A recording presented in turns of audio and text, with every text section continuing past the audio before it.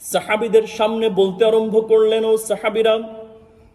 মহান আল্লাহ পাক রব্বুল আলামিন বর্ণনা করেছেন, قد أفلح المؤمنون الذين هم في صلاتهم خاشعون والذين هم عن اللغو معرضون